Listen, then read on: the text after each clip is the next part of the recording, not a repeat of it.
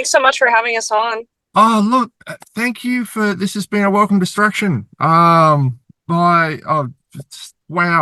mental health is holding on by a thread these days, and Oh the events of the no. last few days have just been just mental. And I don't know if you've seen the news, but Tenacious D has just I cancelled saw the that. entire Australian tour because, and Yeah. it appears to be because of backlash. Um, I'm like, what? So I thought that was absolutely insane and ridiculous that they had to do that, but yeah, yeah. I'm very much of two minds of it. Hey, Alexia, we're Hi. all in a car. I know. I'm Yay. almost not going to be in a car. I'm literally so close to my house.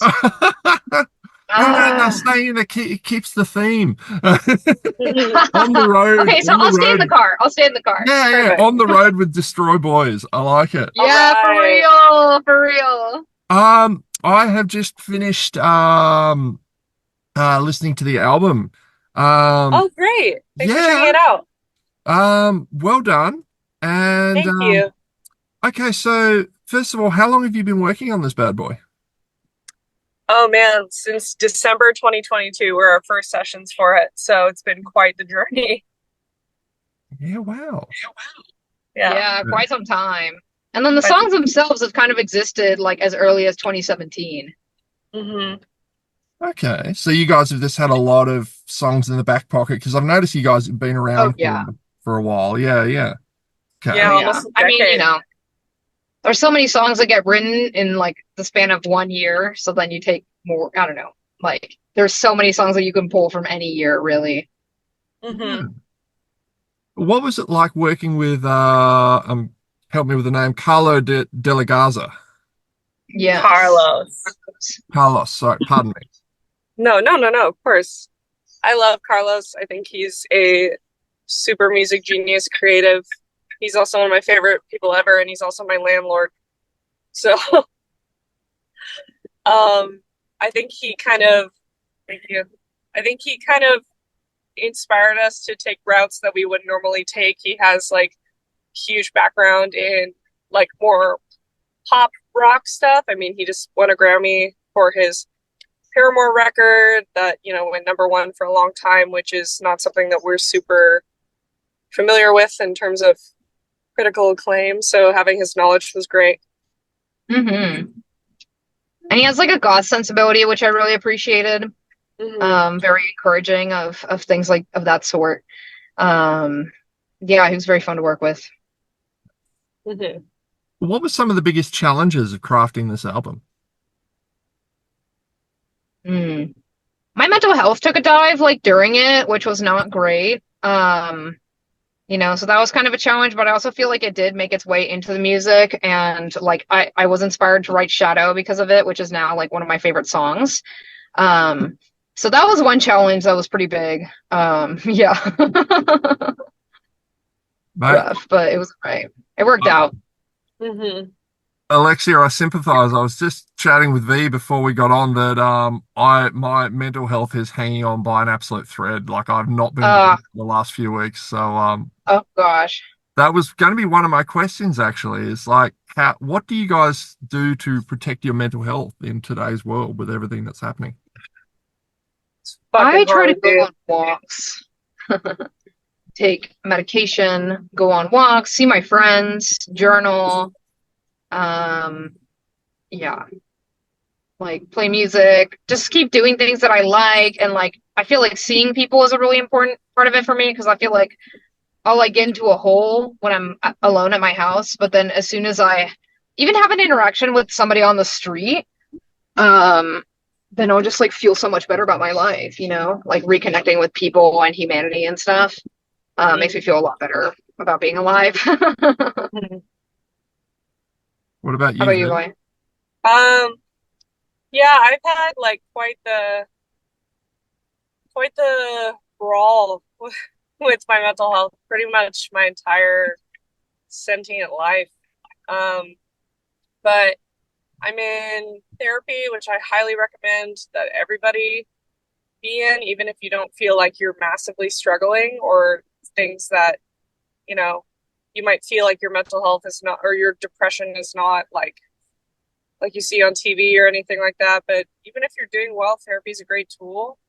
I also do medication management, which has been an absolutely incredible tool for me. And I think that I hope people don't have shame in that. You can go. Yeah. Okay. Oh, this guy. Sorry. I was just sorry.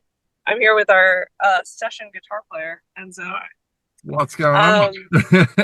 I also have to find very specific and sometimes impractical ways to protect my mental health on the road.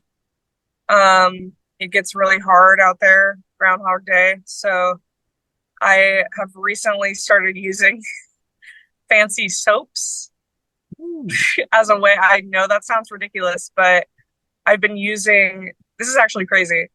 I've been trying to like Pavlov's dog myself, where as soon as I get out of stage, like as soon as I walk off stage, I immediately walk into the shower and use this very strongly scented soap so that it recenters me and relaxes me and takes me out of that very high adrenaline environment and back to like, okay, this is just a me moment.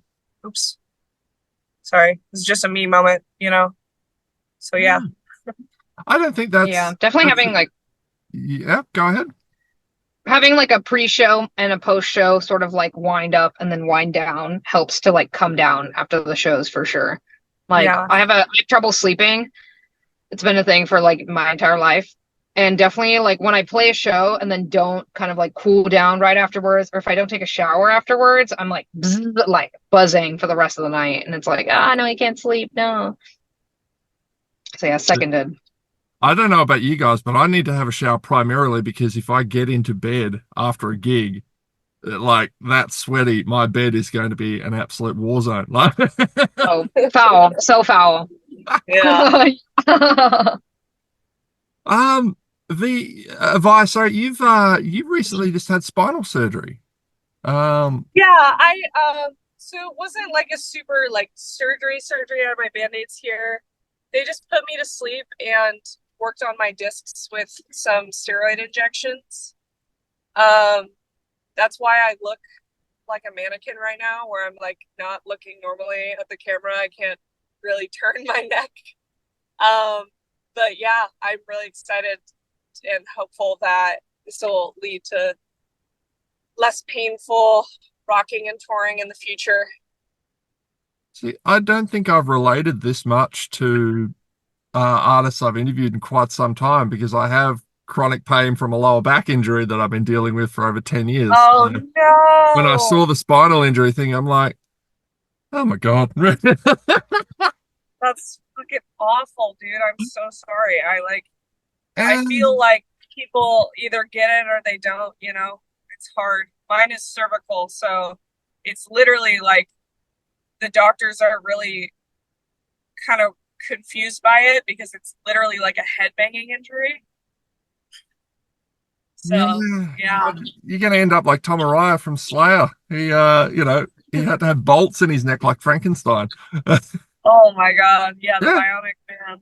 yeah. The last couple of years of their career, he was not able to headbang. Imagine fronting Slayer and not being allowed to headbang. Oh, Uh, nightmare. um, now I don't know what we're allowed to say about this, so I'll just say, what impressions do you guys have of Australia? Oh, I heard that you guys actually do kangaroo stew, like not even as a bit. So I thought that was awesome. I think the scene out there seems great, and I can't wait to try Australian Wagyu steak. I love to eat, so that's my biggest things. I think the kids out there seem really excited. Alexia.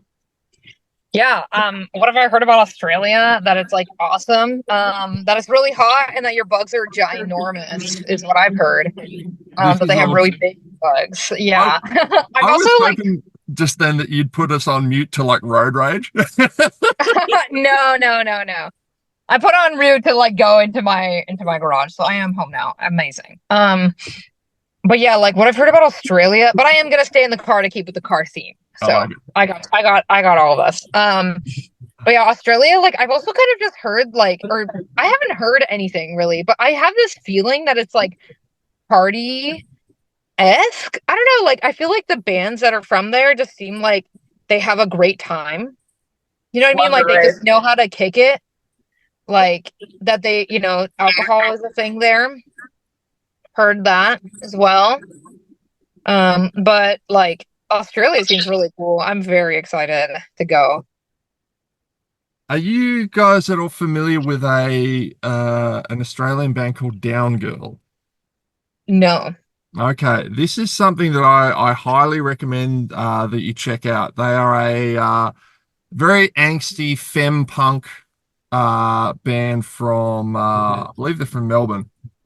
Oh, Very fun. very L7 vibes. I collect band t-shirts, and one of their shirts is literally a one that I've never dare I've only worn once because it's literally one girl going down on another girl with down girl Oh, written underneath it. And, Sick. amazing. and I showed it to Danita Sparks from L7, and she was just like, yes. That's Cool. so rad. But yes, I'll check L7 is them so out for tight sure. too. yes, down girl, one word. Thank me later. You guys Good Yeah. band get name. along like a house on fire. Yeah, Um, so cool. what are I guess without giving away anything, I mean, what are your plans for the rest of the year? Chilling.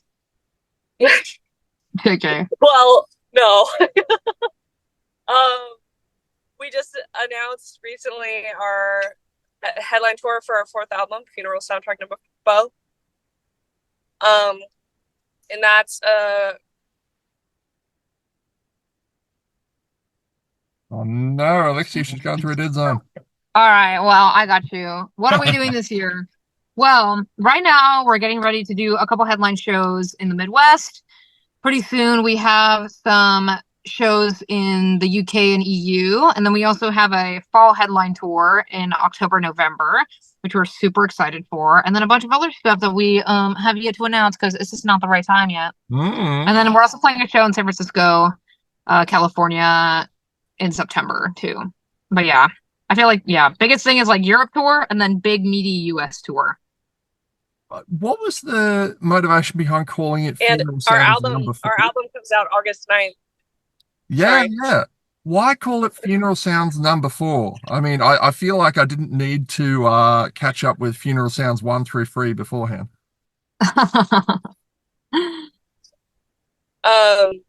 You asked why we called it that? Yeah, yeah, just out of curiosity. Um, we came up with it just on the base. I mean, on the well, we just got out of rehearsal. We just came up with it on the bus in Europe one night, super late.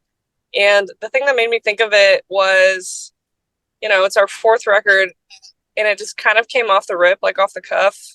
It's just funny. Like I'm like, oh, like all our albums kind of represent the death of something, or the transition of something, or the passing of something. And I feel like our time making this record was also incredibly formative and challenging and changing, so much change. So it is the Funeral Soundtrack Number 4 that we've put out, fourth one. Nice. Yeah. Alexia, what are you thinking? Just thinking about the album name, I second Violet's thoughts. She came up with the name. It's very funny. We were all like, also that's hilarious. We Thank love you. to make jokes. But yeah, definitely like every album is kind of like a time capsule. And like those are songs that we aren't going to recreate, you know what I mean? And they also represent like certain moments in time of our lives. So it feels fitting. Mm-hmm. What can you tell me about I realize I keep saying what do you guys think? I'm trying to get out of the habit of that, sorry. The track the video for the track Boys Feel feels like there was there's a lot in that, and there was a lot that a lot of personal background in that, particularly for you, Alexia. What can you tell me about that? Yeah, so that song has to do with like my identity with gender and my like feelings of gender. Where, you know, born assigned female at birth, like a girl. And then ever since I was little, I was like, I don't know about that. But I also never really feel super like boy-esque, you know? It kind of just like comes in and out. And so the song, like the lyrics reflect more of the gender identity, and then the song kind of ties in sexuality to that as well as other sort of like gendered things. Um, but yeah, I just wanted to like put out a little non-binary anthem. Like it feels kind of hard to speak about because I do feel like the song kind of like reflects my feelings, you know, pretty accurately. But it was really fun to film. I filmed it with my friend Tay, and we got a bunch of really cool people to be in it. A couple of them last minute. It was great. And I just wanted to show like my um my identity with gender. Like the ocean thing has to do with like when I'm at the ocean or in any sort of like big any body of water, any like forest or whatever. It just reminds me of like places that don't have labels. You know what I mean? Where it's like a tree, like trees. This is so like, but trees like don't. We call them that, but we don't know what they call themselves. Like no one cares, no one asks. Like when you're in the woods, like what's that rabbit's name? Like we don't know. It just is. Mm. And that's kind of how I feel at the beach too, of just being like that big the vastness of it, the freedom of it, like very important to me. Yeah. So that's one aspect of it, but there's a lot of little details like throughout the song. Yeah. Yeah. We forget how just very small we are, don't we? Incredibly small. And people I feel like get so pissed off about people's like gender identity, and it's also kind of like it's like really not that big of a deal, and it's also like super important to people. Like that's also kind of an interesting thing. Yeah. I really wanted to reflect in No, the that's song true. too. Like I don't feel like bad about the way that I look. Like I actually really like how I look and like my body and stuff. I'm pretty happy with it. But I still kind of like have those feelings at the same time. Kind of messy feeling like explanation. Oh, it's crazy to me to think that just how much we have changed in society and just in just over 10 years. Like to give it some perspective, I used to work security as a doorman for a gay bar in Melbourne. This is about 10 years, over 10 years ago now. But that was the first time I ever heard of someone, not conforming to male or female. That was 2012. And that's in a gay bar. That's a pretty, very, queer space. And I Hmm. think to myself, like, we're asking a lot of the rest of society who have probably, barely even knew that, that was a thing. Like, Hmm. people have had to change their worldview a lot in 10 years. Like, that's almost whiplash inducing when compared to the whole rest of the span of human history. Like, Yeah. don't know where I was Oh going, yeah. but yeah. But I mean, like something that I always think about with this is that like everybody's gender is constructed. Like every woman looks different, every man looks different. Like what being a man is to you is probably going to be different for my bass player and for my drummer. Mm, Like being a woman for my mom is different from being a woman from Vi's mom. Um, you know what I mean? So it's also kind of interesting because it's like, hold on, like if you break it down, actually, there isn't really a set of rules. Like we just like kind of have a set of rules, but like there really aren't, you know? And identity is constructed, whether it's constructed consciously or unconsciously, you know? I think that like the way that society is now with patriarchal society and gender norms and stuff like that, like you're kind of told what you're supposed to look like. And a lot of people take it. A lot of people agree with it, which is awesome. Love that for them. But then a lot of people like don't fit with it, you know? Even women who, you know what I mean? Like there's a lot of creation and gender. It's very personal. And so I always think about that too. I'm just like, I think a lot of people are reckoning with this. Part of it is because we feel more comfortable like coming out because media has reflected that. The internet has done a lot for us. And people have been fighting for us to have rights for decades. You know what I mean? Like years, hundreds of years, you know? And finally it's like safe for us to do that. So I hate to be this guy, but we have to bounce. we yes, I do. was just about to say that exact same I'm thing. sorry. Thank you very much for I having didn't me. want to interrupt you, That Alexia. is all good. Sorry. That's okay. That is all good. Well done. Congratulations, and might be seeing you soon. Sweet. There There we you go. go. Thank you Bye. so much for having us. See ya.